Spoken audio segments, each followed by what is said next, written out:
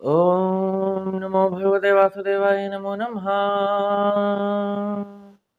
आज 14वां अध्याय जिसमें ब्रह्मा जी के द्वारा भगवान की स्तुति का वर्णन होता है। सुखदेव जी राजा परीक्षित को कहते हैं कि ब्रह्मा जी बहुत ही महान स्तुति करते हैं श्री कृष्ण भगवान की। यह स्तुति इतनी महान है कि इसका फल भी उतना ही महान है। अर्थ, धर्म, काम, मोक्ष, इन चारों की प्राप्ति इनकी स्तुति को पाने से हो जाती है। जो भी व्यक्ति इनकी स्तुति करता है या फिर अपने मन से चिंतन करता है इस स्तुति का, तो फिर उनको इस चीज की प्राप्ति होती है। ब्रह्मा जी कहते हैं कि आपकी सुंदरता का तो क्या ही वर्णन करें। वैसे भी आप जब अपने असली स्वरूप में होते हैं, जिनका दर्शन बहुत ही भाग्यशालियों को होता है, उस स्वरूप के अंदर भी आप अति सुंदर हैं। और जो आपने अभी अवतार लिया हुआ है, जिसमें आप नन्हे बालक के रूप में हैं, श्री कृष्ण के रूप में हैं, इनकी भी सुंदरता बड़ी ही निराली है। इसमें जो सुंदरता है यह ग्वाल बालों के साथ, बछड़ों के साथ, गैयों के साथ, गोपों के साथ, नंद बाबा और यशोदा मैया के साथ, यह जो छटा है यह कोई कर ही नहीं सकता। जो यह सुंदरता देख देख कर गोप गोपी ग्वाल बाल अपना दिन व्यतीत करते हैं और अपनी रात्रि का इंतजार करते हैं कि कब वह समाप्त हो और अगली सुबह वह आपका दर्शन करे। उस सुंदरता को देखकर कोई कैसे नहीं मोहित होगा। जो ये इनका स्वभाव है, जो माताओं का प्रेम है, जो यशोदा मैया की चिंता है, जो नंद बाबा का प्रेम है, यह क्या कम है। जो आप इनके ऊपर कृपा कर रहे हैं वह तो कृपा की बौछार है, क्योंकि इनके ऊपर जो कृपा हुई है वह तो बहुत ही बड़ी है। आपकी सुंदरता तो एक जगह है ही, लेकिन अब ज्ञान और भक्ति की बात करें तो जो ज्ञान के पीछे नहीं जाते वो भक्ति के आगे जाते हैं। फिर वो भक्ति को पार करके आपके परम पद को भी प्राप्त कर लेते हैं उस भक्ति के जरिए।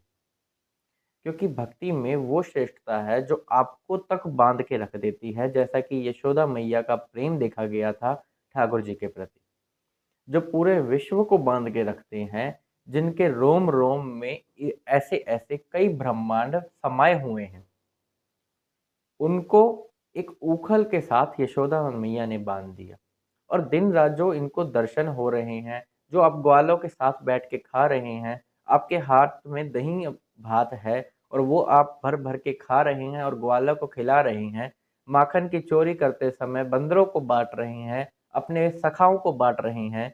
यह जो प्रेम की कृपा है, यह तो आप यदि मुझे इसका पात्र समझे तो मुझ पर भी करना, ऐसा वह चाहते हैं। वह तो कह रहे हैं कि ये जो योगी हैं, जो हजारों सालों तक तपस्या करते रहते हैं, न जाने कितने वर्षों तक प्राप्ति करने की कोशिश करते हैं आपकी, तब भी प्राप्ति नहीं होती। लेकिन जो एक भक्त होता है, यदि उसकी भक्ति इतनी हो तो वह आपको तक काबू में कर लेता है। फिर आप उसके ही हो जाते हैं। फिर वह हर चीज में आपको ही देखने लगता है। उसके सामने चलती हुई हवा तक में आप स्थित।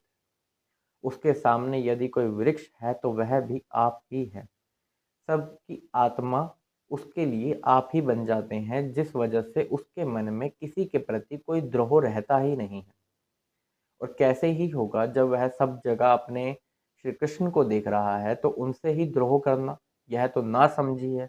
और उनसे तो वह इतना प्रेम करता है, इतनी उनकी भक्ति, आराधना, पाठ, पूजा, वह किसी तरीके उनको पाना चाहता है तो वह बहुत ही सरलता से प्राप्त कर लेता है, जबकि एक योगी ऐसा नहीं कर सकता, क्योंकि वह ज्ञान मार्ग पर है और वह भक्ति के मार्ग पर है। और कृपा की बात रही तो प्रभु इतनी ही कृपा कर दो कि आपके भक्तों के चरण धूलि किसी तरीके प्राप्त हो जाए। ब्रह्मा जी ऐसा कह रहे हैं, जो कि स्वयं उनके पुत्र के समान है। वह उनसे माफी मांग रहे हैं।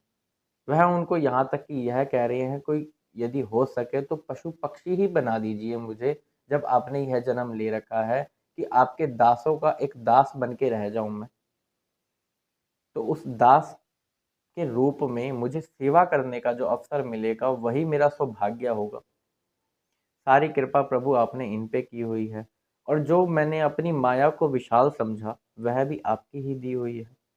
मैं आपके नाभि कमल से ही तो जन्मा हूँ प्रभु।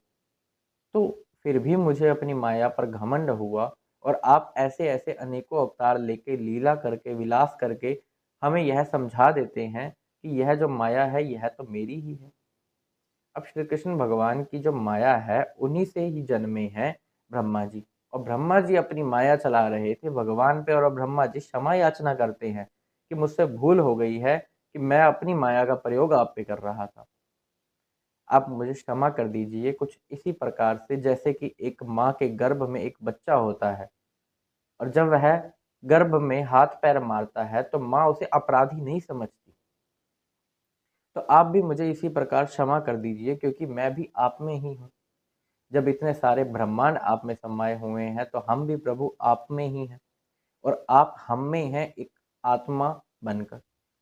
वो जो आत्मा है वह भी यही है, सूक्ष्म से सूक्ष्म भी वही है, और विशाल और विराट पुरुष भी वही ही है। और बात रही उनमें क्रोध, लोभ, दंभ, सुख, दुख, अहंकार, इन सब की, यह तो उनसे जन्मे हैं, उनके ऊपर कभी हावी नहीं हुए हैं। जैसे आकाश है, आकाश में बादलों का आना, बिजली का कड़कना, हवाओं का चलना, आकाश को इससे कभी कोई फर्क नहीं पड़ता। कुछ समय बाद वो वैसे के वैसे हो जाते हैं। तो आकाश ही है। अब ब्रह्मा जी का जो स्तुति करना है भगवान की, वह भगवान को प्रसन्न करने के लिए है, भगवान से क्षमा मांगने के लिए है, भगवान को ये बताने के लिए कि जो जो आपने लीलाएं करी हैं, हम पर भी उस पे कृपा ही हुई है। कृपा इस प्रकार हुई है कि जो भगवान आप लीला करते हैं, हम भी तो उन्हें देख रहे हैं, हम भी तो उसके रस का पान कर रहे हैं। और यहाँ तक कि ब्रह्मा जी पर तो कृपा हुई है, यह कृपा आज के कलयुग वासियों पर भी हुई है। भारतवर्ष के वासियों पर तो विशेष रूप से हुई है। अब यहाँ पर कृपा कैसे हुई है वह जानिए।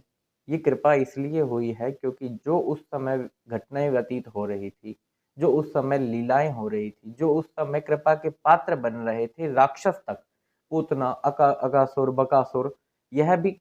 अब पूतना की बात ले लीजिए। पूतना भी एक साध्वी स्त्री का वेश ही धारण करके आई थी, दूध पिलाने के लिए, विष देकर मारने के लिए। लेकिन उसको किस परम पद की प्राप्ति हुई? और वह तो हृदय से कितनी क्रूर थी, और बाहर से ही बस रूप बना के आई थी, फिर भी भगवान ने उस पर कृपा ही करी है। तो भगवान, आपने मुझ पर भी कृपा करी है, क्योंकि यह जो मनुष्य हैं, ये जो आपके आसपास हैं, इनकी इंद्रियां भी एक तरह से मेरी ही हैं। तो इन इंद्रियों से जो ये पान करते हैं, वह मेरे तक भी पहुंचता है। और जो जो मैं आपकी लीलाएं देखता हूँ, और जो आपने यह अवतार लेकर मेरा घमंड तोड़ा है, यह भी मुझ पर आपकी कृपा ही है। आपने मुझे इस कृपा का पात्र समझा, यह क्या कम है? आपने जो जो लीलाएं करी, और उसके दर्शन हमें हो सके और भगवान को हो सके, यह भी कृपा ही है। अब यशोदा माता को आपने अपना मुख खोल के यह भी दिखाया था कि सब, पूरा का पूरा ब्रह्मांड मेरे अंदर ही है, और यह एक नहीं दो बार हुआ था।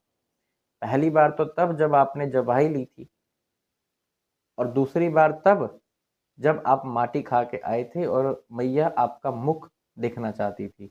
तो इन दोनों बार आपने पूरे ब्रह्मांड को अपने मुख में दिखाया था, यानी सब कुछ आप में ही समाया हुआ है। तो मैं भी आप में ही हूँ। तो मुझे अपना बालक समझकर मेरे अपराध को क्षमा कर दीजिए। जो व्यक्ति भक्ति के ज़रिए, जो व्यक्ति उनके उनसे प्रेम करके जिस पद को प्राप्त होता है, वह कोई छोटा पद नहीं है। और इस संसार के सागर को पार कर जाना भी आसान नहीं है। लेकिन वो व्यक्ति इस संसार के सागर को एक गड्ढा समझ के ही पार कर लेता है, वो भी इतना। वह तब हो सकता है जब उनका कोई प्रेमी हो। तो उन प्रेमी की संगत में भी जो आता है, वो भी कृपा का पात्र है। तो ब्रह्मा जी इस प्रकार उनकी महान स्तुति करके उनसे आज्ञा पाते हैं, और फिर उनकी 3 बार परिक्रमा करते हैं, और फिर सत्यलोक को चले जाते हैं। इस प्रकार शुकदेव जी ने राजा परीक्षित को बताया कि क्या क्या वहां पर हुआ था। अब सभी ग्वाल बाल वापस आ गए हैं। यह जो समय बीच में बीत चुका 1 वर्ष का, यह 1 वर्ष का समय भगवान की योग माया से उन ग्वालों तक को पता नहीं चला था। वह योग माया है ही इतनी शक्तिशाली। उन सभी ग्वाल-बालों को सिर्फ एक क्षण ही लगा कि अपना कन्हैया गए थे ढूँढने के लिए बछड़ों को और बछड़ों को ढूँढ कर ले आए हैं। और वह तो कह रहे हैं, कन्हैया बहुत विलम्ब हो रहा है तो भोजन कर लेते हैं, भूख लग रही है। फिर वह यमुना के तलीन पर बैठते हैं और वहाँ पर भोजन करते हैं। फिर कन्हैया का मुख का दर्शन करते हुए, आपस में भोजन बाँटते हुए सभी भोजन करते हैं। और फिर वह अपने घर को जाते हैं और वो सभी ग्वाल-बाल अपनी माताओं को बताते हैं कि यह हुआ था, अघासुर का वध करा था। तो इस प्रकार से वह वर्णन कर रहे हैं।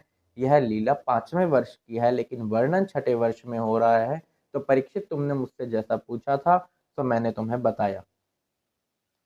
अब राजा परीक्षित कहते हैं कि यह जो परम प्रेम था माताओं का, यह इतना प्रेम तो अपने बच्चों के प्रति नहीं था, परंतु जब श्री कृष्ण छड़ी बन गए, बच्चे बन गए, बछड़े बन गए, ग्वाल बन गए, तब उनके साथ उनका प्रेम बहुत ही बढ़ता गया, उतना उनके बच्चों के प्रति भी नहीं था। ऐसा क्यों? तो सुखदेव जी कहते हैं, ऐसा इसलिए क्योंकि जब भगवान श्री कृष्ण स्वयं बछड़े और उनके बालक बन गए थे, तो कुछ यूं हुआ कि श्री कृष्ण है सभी की आत्मा, और हर एक जीव सबसे ज्यादा प्रेम अपनी आत्मा से ही करता है।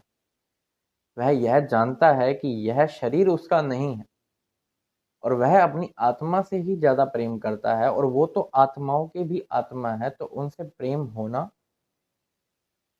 यह तो होना ही था। तो वह उसका उत्तर देते हैं, और सुखदेव जी इस स्तुति के बारे में यह भी कहते हैं कि जो भी इसका अंतर मन में ध्यान भी करता है, तो उसके कुछ जो कलेश होते हैं जीवन के, वह भी निपट जाते हैं।